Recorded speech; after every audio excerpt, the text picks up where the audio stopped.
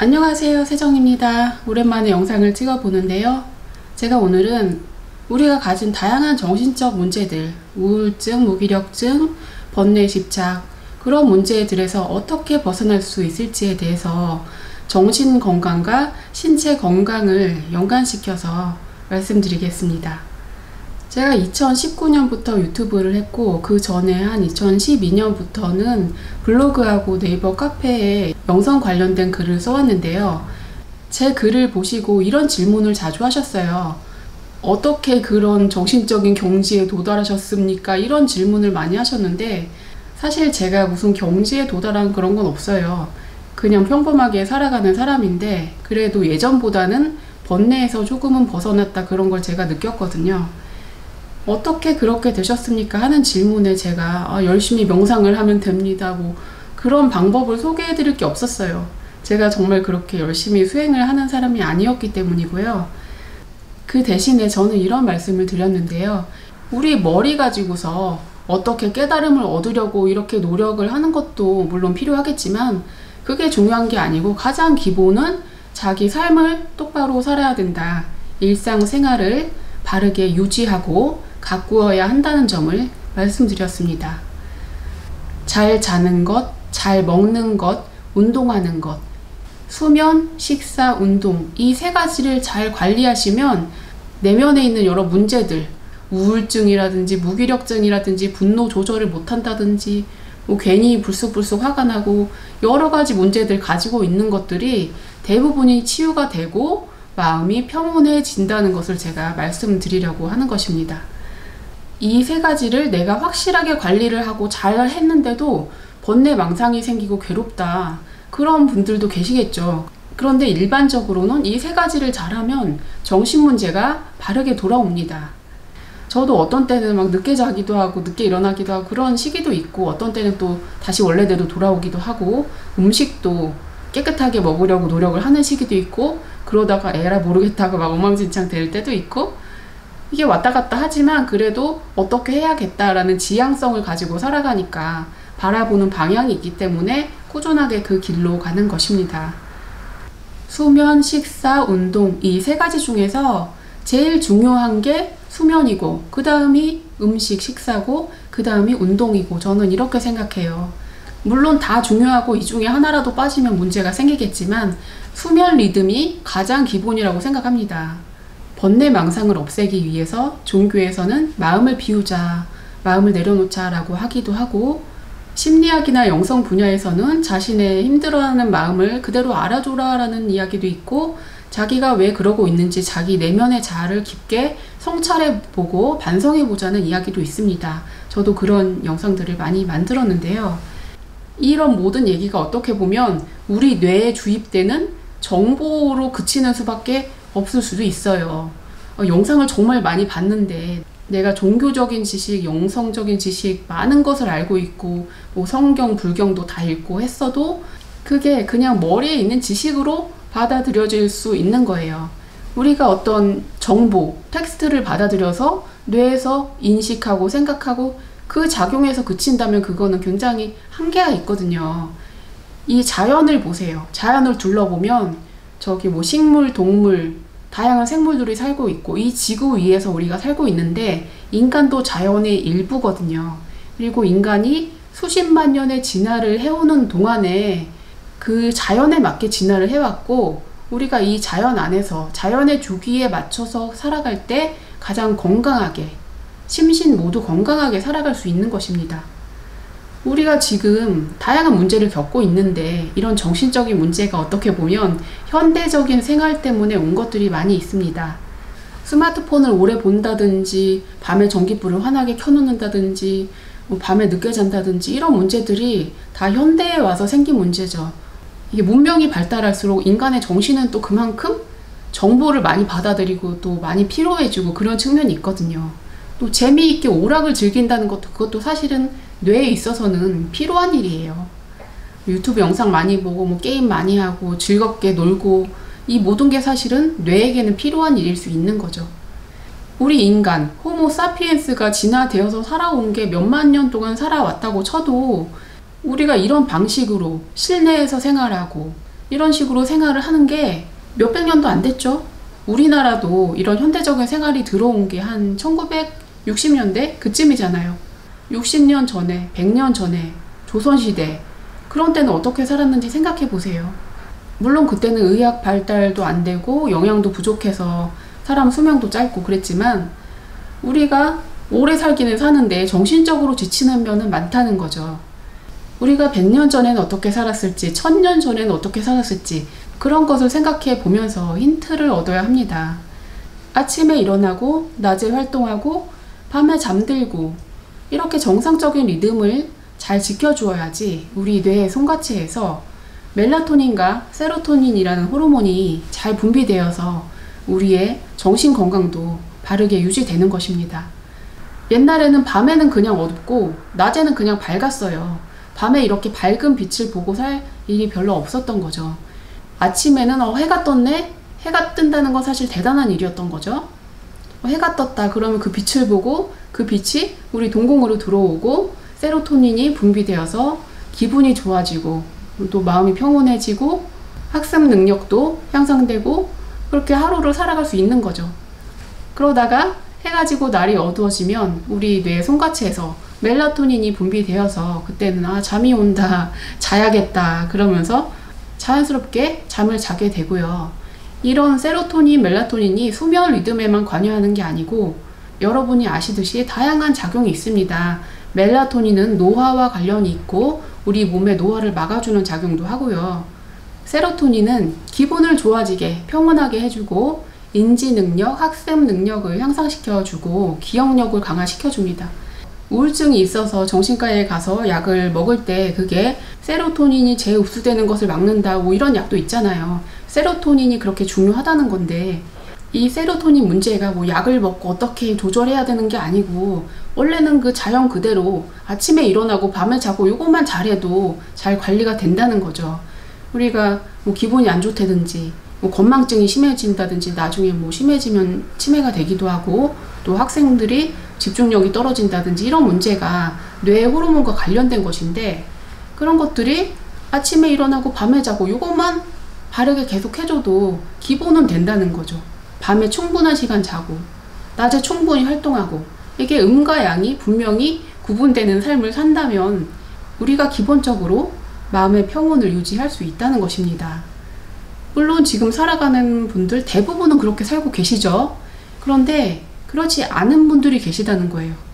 저도 이걸 다 지키지는 못하고 밤에 좀 늦게 잘 때도 있고 그런데요. 여성분들 모이는 그 네이버 카페 중에서 좀 큰 커뮤니티 그런 데 들어가 보면은 낮에는 그냥 그런 다양한 정보글이나 질문글이나 이런 게 올라오다가 밤에 되면은 내용이 아주 이상해져요. 우울증 얘기, 불면증 얘기, 살기가 싫다는 얘기, 남편하고 싸운 얘기, 기타 등등 막 이런 게 밤새 올라오는 거죠. 왜 밤 되면 이상한 사람들이 튀어나올까? 밤이라서 그런 게 아니고 밤과 낮이 뒤바뀌는 사람이라서 그럴 수밖에 없는 거예요. 우울증이라는 것은 마음으로 극복할 수 있는 거 아니야?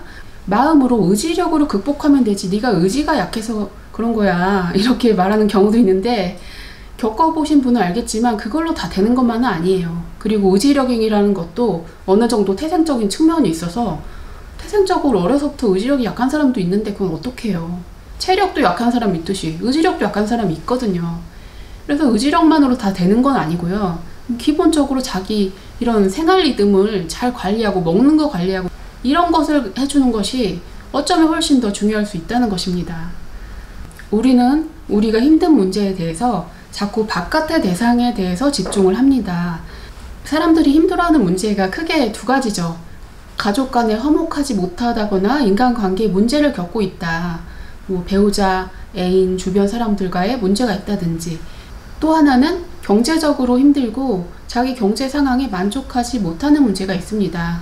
인간관계 문제, 경제 문제 이렇게 크게 두 가지가 있는데 이게 절대적인 게 아니고 상대적인 거예요. 어떤 사람은 상대적으로 좀 상황이 좋지 않더라도 그냥 평온하게 사는 사람도 있는 반면에 남들이 보기에 저 사람 다 가진 것 같아도 그 사람은 정말 마음이 힘들고 그런 사람도 있거든요.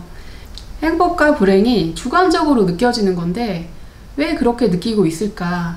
그거는 어떻게 보면 그 사람 내면의 문제이고, 내가 어떤 인식의 틀을 가지고 세상을 보는 것이고, 내가 본 것은 세상에 있는 그대로의 모습이 아니고 내가 해석한 모습이죠. 내 마음의 틀을 가지고 나의 색안경을 통해서 투과되어서 해석된 그런 모습을 내가 세상이라고 보고 이해하고 있는 것입니다. 그래서 그거는 어떻게 보느냐에 따라 달라지는 거예요. 그러면 내가 왜 그렇게 보고 있을까에 대해서 나를 성찰해 보는 게 중요한 거죠. 왜 나는 나 자신이 부족하다고 느끼고 있을까? 왜 나는 내 삶이 불행하고 힘들다고 느끼고 있을까? 왜 나는 내 옆에 있는 사람의 단점만 보이고 미워할까? 나는 왜 다른 사람들과 나를 비교하고 남들을 시기 질투하고 또 나 자신은 열등감에 빠져 있고 이런 삶을 반복하고 있을까? 왜 나는 자꾸 결핍감을 느끼고 외부에서 그것을 채우려고 노력하고 있을까? 이런 문제들을 다 살펴본다면 마음의 문제가 있다는 것이고요. 마음이라는 것은 또 우리의 두뇌라는 이 물질적인 부분과 긴밀하게 연결되어 있기 때문에 두뇌의 건강을 잘 챙겨준다면 이 마음의 문제도 해결되는 부분이 많이 있습니다. 나의 뇌에 있는 호르몬들과 신경 전달 물질에 문제가 꽤 많이 있다는 것입니다. 그 문제들을 교정해야 되는 것이고요. 정신과에서는 다양한 약물을 줘서 그런 것을 치료를 돕기도 하고요. 뇌 건강을 돕는 보조제들도 많이 있어요. 그리고 기본적으로 자기 생활을 바르게 유지하면 그런 것들이 관리가 되는 것입니다. 내가 왜 세상을 나쁘게 보고 사람들을 나쁘게 보고 나 자신을 부족하게 여기고 있을까? 그런 건 실제로 세상이 그렇고 내가 그런 게 아니고요. 내가 그렇게 보고 있는 것이고, 그렇게 보는 이유는 나의 뇌가 지금 찌들어 있기 때문인 거죠. 나의 뇌가 건강하지 않은 상황이기 때문에 그렇게 보일 수 있는 거예요. 평온한 마음을 얻기 위해서 잘 자고 잘 먹고 일상생활을 바르게 해야 된다. 그러면 마음이 힘들어서 잠이 안 오는데 밥이 안 먹어지는데 어떡해요? 이렇게 말할 수도 있는데요. 내가 정신적으로 힘들어서 잠이 안 오고 밥이 안 먹히는지, 아니면 내가 이런 것들을 제대로 안 했기 때문에 정신이 힘들어지는 것인지, 닭이 먼저인지 달걀이 먼저인지 헷갈리는데, 사실 이게 두 가지 다 맞는 말이고요. 우리가 다 같이 관리를 해 가야 되는 것입니다. 정신적으로 힘들다는 분들 중에서 밤낮이 뒤바뀐 분들, 또 늦게 일어난다든지 늦게 잔다든지 이런 문제에 있는 분들은 먼저 이것부터 고치셔야 돼요. 내 의지력으로는 안 되는 거 어떡하죠? 익숙해져서 계속 늦게 자고 늦게 일어나는데 어떡하죠? 그거는 어떻게 제가 도와드릴 수는 없고 스스로 노력하시는 수밖에 없고요. 저도 그런데 그거를 매일매일 이렇게 체크하고 일기 쓰듯이 관리를 하는 수밖에 없어요. 내가 오늘 이거 했나 안 했나 표시해놓고 이렇게 관리하는 수밖에 없지, 이거를 그냥 내버려두고 에라 모르겠다 이렇게 살면은 원래대로 돌아가는 거죠. 이게 중요하다 항상 염두에 두고서 관리를 하셔야 되는 거예요. 근데 직업적으로 밤에 일하는 분들도 계신데 정말 어쩔 수 없다면 모르지만 좀 돈을 덜 벌더라도 낮에 일하는 직업을 찾는 것이 훨씬 좋습니다. 밤에 일해서 돈을 더 벌더라도 건강을 잃으면 소용이 없으니까요. 살고 싶지 않다고 힘들다고 고통을 호소하시는 분들이 수면 리듬이 밤낮이 뒤바뀐 경우도 있고, 또 음식에 있어서 음식을 아무렇게나 먹어서 그런 경우도 꽤 있습니다. 정신적으로 정말 힘들다, 고민이 너무 많다, 잠이 안 온다 이런 분들은 내가 음식 제대로 먹는지 그것 좀 살펴보시고 그것을 관리를 하세요. 그것을 관리하면 정신적인 게 확 좋아집니다. 어떻게 관리해야 되는지, 음식을 어떻게 먹고 잠을 어떻게 자고 운동을 어떻게 해야 되는지 그런 거는 제가 일일이 말씀 안 드려도 유튜브 찾아보시면 정말 많이 있어요. KBS 다큐멘터리, EBS 다큐멘터리, 여러 프로그램들 좋은 영상들 많으니까 그거 매일매일 찾아보세요. 식이요법에 대해서는 정말 다양한 주장이 있어요. 채식만 해야 된다는 주장, 육식만 해야 된다는 주장, 뭐 잡식을 해야 된다는 주장, 과일만 먹어야 된다는 주장, 다양하게 있지만 보편적으로 공통적으로 다 드러나는 거는 가공식품은 좋지 않다. 이거는 모든 면에서 다 드러나고요. 또 과식을 하면 좋지 않다. 소식을 하는 게 좋다. 이것도 중요하죠. 단식을 하면 우리 몸이 청소되고 우리 몸의 여러 기능이 살아나게 된다. 그런 공통적인 얘기들이 있으니까 참고하시고요. 저의 개인적인 의견으로는 육식을 하더라도 육식의 비중을 줄이고 채식의 비중을 늘리는 것이 더 좋다고 생각합니다. 그리고 채식 중에서도 익은 것보다는 생채소, 생과일 이런 것들을 비중 있게 먹는 것이 건강에 중요하다고 저는 알고 있습니다. 우리 몸의 노화를 막아주는 그런 물질들을 항산화제라고 부르잖아요. 노화의 원인이 활성산소인데 활성산소를 없애주는 것이 항산화제이다.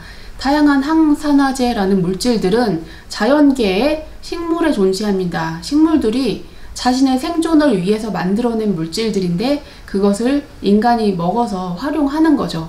그게 뭐 동물 고기에 있는 게 아니에요. 식물에 있는 그런 약성분이 있는 거죠. 우리가 먹는 뭐 토마토에 있는 색소라든지 뭐 사과 껍질에 있는 거라든지 적포도 안쪽에 있는 뭐 레스베라트롤이라든지 새싹 채소, 브로콜리, 양배추 이런 것들을 날로 먹으면 설포라판이라는 강력한 항산화제를 먹을 수가 있게 되고요. 로즈마린산이라는 물질도 항산화제이고 우리 두뇌 건강에 중요한데 로즈마리, 레몬밤, 스피아민트 이런 허브에 들어있지만 깻잎에도 들어있기 때문에 꿀풀과 식물이라고 하죠. 깻잎을 날로 먹는다면 거기에서도 우리가 로즈마린산 섭취가 됩니다. 그래서 이런 것들이 보충제로도 팔아서 저는 아이허브에서 사 먹고 있긴 한데 일상적으로 먹는 게 중요해요. 일상적으로 제가 늘 챙겨 먹는 게 새싹 채소, 양배추, 깻잎, 뭐 상추 종류랑 당근이랑 방울토마토랑 뭐 이런 것들은 거의 매일 먹어요. 그리고 과일도 조금씩 먹고요. 이런 생채소를 자기가 하루 2끼 먹을 때 한 끼에 한 접시 정도 분량은 먹어야 돼요. 자기 두 손으로 이렇게 받칠 정도의 분량을 생채소를 먹어야 되거든요, 한 끼에. 근데 이 정도 분량이 아니라 상추 한 이파리도 안 먹는다. 그런 사람들이 꽤 많이 있어요. 왜냐면 한식이라는 게 생채소를 먹는 경우보다는 짜고 매운 찌개, 따뜻한 국밥 이런 게 꽤 많이 있거든요. 장아찌, 김치, 젓갈 이렇게 짠 것들 넣고 흰밥이랑 이렇게 먹는다든지 따뜻한 찌개나 국이랑 먹는다든지 이런 경우가 많기 때문에 이런 것들도 물론 영양분이 없진 않은데 나트륨을 많이 섭취하는 문제가 있고 또 생채소에 있는 다양한 영양분을 섭취하지 못하는 그런 문제가 있어요. 나는 이렇게 한식 위주로 잘 먹었는데 나한테 왜 당뇨병이 오고 고혈압이 오고 그럴까? 생채소가 없기 때문이에요. 그리고 너무 짜게 뜨겁게 익혀서만 먹기 때문이죠. 뜨거운 국찌개, 짠 반찬들 이런 것만 먹고 생채소가 없는 식단이다. 그리고 밥도 흰밥만 먹고 잡곡을 안 먹는다. 그러면 이런 경우에는 아무리 식물성이고 뭐 육식을 적게 했고 가공식품을 안 먹었다고 하더라도 건강에 문제가 올 수 있거든요. 특히 나이 드신 분들은 짜게 먹고 국물하고 같이 먹는 거 좋아하고 그런 분들 많이 계신데요. 생활을 좀 바꾸셔야 돼요. 샐러드를 몇 끼 먹는다든지 상추, 깻잎을 놓고 이렇게 쌈장 싸서 먹는다든지 뭔가 채소를 갖다가 즐기면서 먹을 수 있도록 노력을 하셔야 됩니다. 이게 한 끼 먹고 안 먹고 여기서 차이가 나는 건 아니에요. 10년, 20년 어떻게 먹느냐에 따라서 나이 들었을 때 그 사람의 건강 상태가 달라지는 거죠. 우리의 정신은 뇌의 영향을 많이 받고 뇌는 또 신체 전체의 일부이기 때문에 신체 전체가 노화가 빨리 진행되는 사람은 뇌도 그만큼 노화가 진행되고요. 우울하다, 무기력하다, 뭐 건망증이 있고 기억력이 떨어진다, 정신질환의 문제들, 인지 능력의 문제들 이런 것들이 다 통합적으로 발생한다는 것입니다. 물론 우리가 안 늙는 방법은 없어요. 언젠가 다들 늙고 세상을 떠나고 그건 맞지만 이왕이면은 살아있을 때 건강하게 살다 가야 되잖아요. 제가 100% 생채식을 했을 때는 하루에 한 5시간, 6시간밖에 못 잤어요. 왜냐하면 벌떡 일어나지고 낮에 전혀 안 피곤하고 낮잠도 안 자고 또 하루 종일 깨어있고 정신이 아주 명료하고 마음이 아주 평온하고 번뇌 망상이 거의 없었어요. 제가 대단한 수행을 해서 그렇게 된 게 아니라 먹는 것을 그때 뭐 곡식, 견과류, 채소 이렇게 100% 생채식을 했더니 그렇게 됐던 거예요. 지금은 제가 100%는 못하고 있는데 한 60, 70%는 하고 있는데요. 근데 이런 거를 아예 안 해본 분들은 이게 어떤 상태인지 잘 모르실 거예요. 예전에 채식을 하는 분들을 좀 만난 적이 있는데 채식을 하는 분들과 육식을 즐겨 먹는 분들은 이건 좀 차별적인 말 같을 수도 있는데 조금 기운이 다르고 느낌이 달라요. 채식을 하는 분들은 기본적으로 마음이 밝고 그런 어두운 느낌? 그런 게 없어요. 육식이 나쁘니까 완전히 하지 말라는 게 아니고요. 저희 애들도 먹고 있어요. 나이가 들수록 그 기름진 육류 이런 것들은 안 먹는 게 좋고 차라리 생선을 먹는 게 낫고요. 잡곡밥, 콩 이런 거 잘 챙겨 드시고 또 너무 짜지 않게 먹고 생채소 충분히 먹고 과일도 챙겨 먹고 이렇게 골고루 건강하게 드시라는 거죠. 정신적으로 너무 힘들고 감정이 조절이 안 되고 너무 힘들고 사람들한테 막 화도 잘 내고 스스로 어쩔 줄 모르고 그런 사람들이 먹는 게 보면은 막 짠 거, 매운 거, 막 불닭볶음면 이런 게 좋아하고 인스턴트 좋아하고 그리고 음식을 규칙적으로 먹지 않고 시도 때도 없이 먹었다가 안 먹었다가 불규칙하게 먹기도 하고 이게 사람의 정신을 혼란스럽게 만드는 거예요. 설탕, 밀가루 이런 정제된 식품, 가공식품을 많이 먹었을 때는 우리 몸에서 혈당 조절을 하기 위해서 그만큼 스트레스를 많이 받는 거예요. 췌장에서 인슐린을 분비해야 되고 또 단 것을 먹으면 잠깐 좋았다가 갑자기 또 혈당 떨어지면서 기분 안 좋아졌다가 다시 단 것이 막 땡겨서 먹고 막 이게 반복이 되는 거죠. 이런 문제를 피하려면 정제된 식품을 가급적 안 먹는 것이 중요해요. 설탕, 액상, 과당 이런 거 들어간 음식들 단 음식만 줄이더라도 정신이 많이 좋아집니다. 요즘에 아이들이 ADHD가 많다고 하고 성인도 그렇다고 하는데 이게 단 음식하고 저는 연관이 있다고 생각해요. 그런 관련된 논문도 있다고 하는데 단 음식 많이 먹는 사람이 정신이 자꾸 널뛰기를 하거든요. 왔다 갔다. 또 갑자기 너무 업됐다가 너무 또 우울해졌다가 자기 스스로 감정 절제가 안 되고 그런 게 다 그 혈당 문제라든지 그 내면의 장기 문제하고 얽혀 있는 거예요. 뭐 고기를 먹든지 채소를 먹든지 그런 건 여러분 취향대로 하더라도 정제된 식품, 설탕 안 먹는 거 이게 정말 중요하다고 말씀드리고 싶습니다. 1번은 설탕을 끊자, 2번은 밀가루를 끊자, 3번은 정제 식용유를 끊자 뭐 이런 식으로 진행이 돼야겠죠. 우리의 정신을 밝게 유지하기 위한 방법, 잠자는 것, 먹는 것, 그 다음으로는 운동이 있는데요. 운동이 중요하다는 건 누구나 다 알고 있지만 저도 실천을 잘 못하고 있거든요. 저도 남편도 나이가 들어가고 있기 때문에 남편이 반강제적으로 저녁 때 나가서 걷자고 30분이라도 걷거든요. 대단한 칼로리를 태우지는 못하더라도 조금이라도 걸으면 그게 낫더라고요. 하루에 30분을 걷더라도 안 걷는 것보다는 훨씬 좋다는 거예요.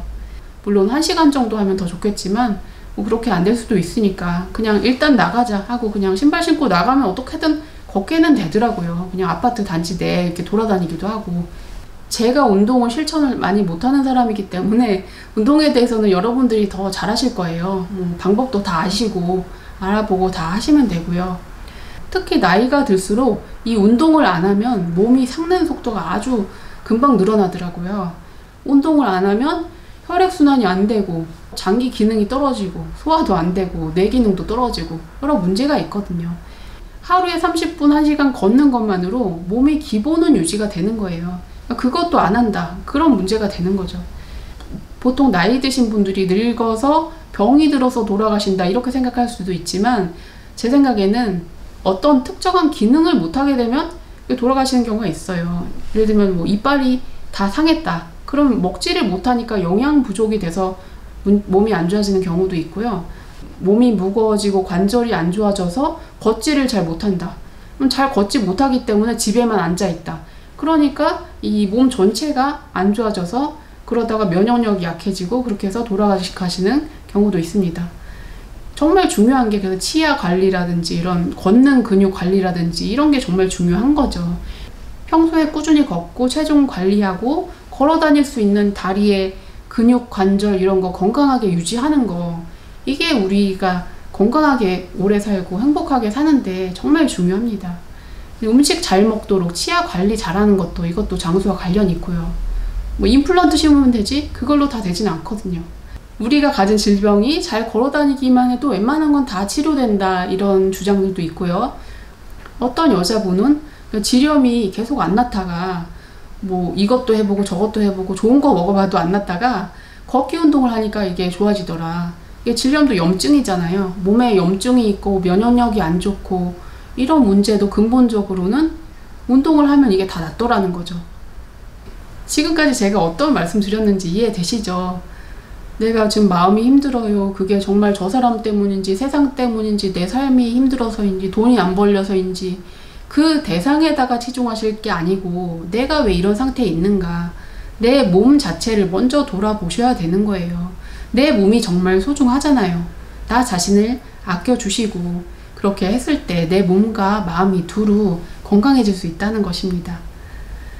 밤과 낮이 뒤바뀌어서 멍하고 밤 되면 또 안 좋은 생각 올라오고 낮에는 자고 이런 생활을 하는 사람, 또는 음식을 아무거나 막 편의점 음식 많이 사 먹고 제대로 된 음식 먹지 않고, 아니면 뭐 자극적인 것만 좋아하고 채소 같은 거 아예 안 먹고 이런 사람도 있고요.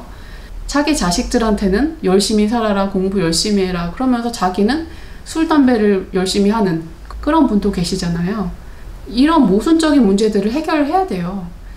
생활이 좋아진다는 게 나 하나만 좋아진다는 게 아니고 내 몸을 건강하게 유지함으로써 내 정신까지 같이 좋아지고, 내가 건강하게 잘 살아야 나의 가족들, 아이들도 건강하게 잘 사는 거겠죠. 가족과 살지 않고 혼자 사시더라도 항상 자기 몸을 소중하게 아껴주셔야 합니다.